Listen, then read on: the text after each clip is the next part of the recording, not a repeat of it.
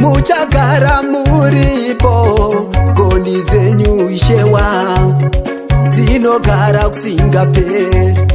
Zvamunoreva chatevera, nemavanga tokunda. Makazvitaura mushoko renyu, ndimi maivepo pakutanga. Simba renyu Mwari rinogara kusingaperi. Muchagara muripo,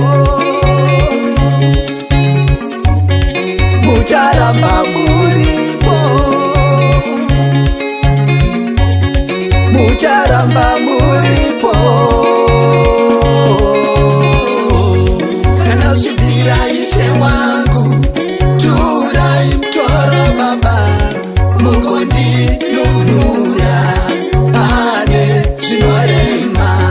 Kana zvibvira Ishe wangu, turai mutoro Baba, mugondinunura pane zvinorema.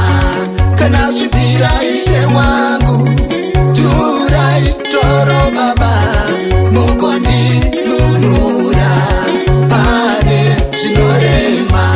Makataura shoko renyu, uyai mose makaneta, nemi mose kamakaremera, tikuzorodzei.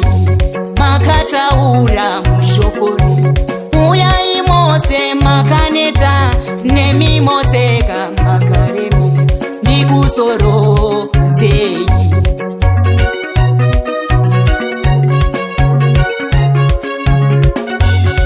Panyika Baba tinoda kunyaradzwa nemi, zvingatinetsa mumwoyo tinozviturira kwamuri. Muupenyu wotorarama tiri tega tigone, asi Mwari mukapindura, ndimi muridzi wezvose. Baba we mutinunure, Baba we mutirwire, nyasha dzenyu Mwari tokumbira dzisatisiye. Baba we mutinunure, Baba we mutirwire, nyasha dzenyu Mwari tokumbira dzisatisiye. Kana zvibvira Ishe wangu, turai mutoro Baba, mugondinunura pane zvinorema. Kana zvibvira Ishe wangu, turai mutoro Baba, mugondinunura pane zvinorema. Kana zvibvira Ishe wangu, turai mutoro Baba, mugondinunura pane zvinorema.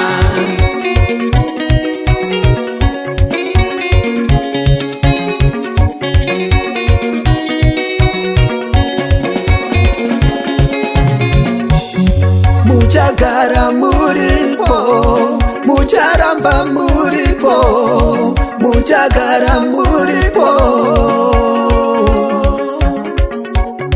muchagara muripo, mucharamba muripo, muchagara muripo.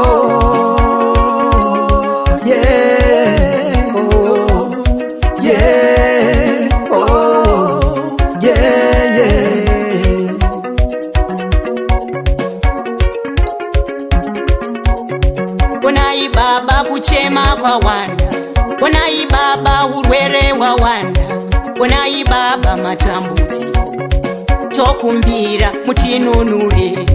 Onai baba kuchema kwawanda, onai baba urwere hwawanda, onai baba matambudziko, tokumbira mutinunure. Kana svibira Ishe wangu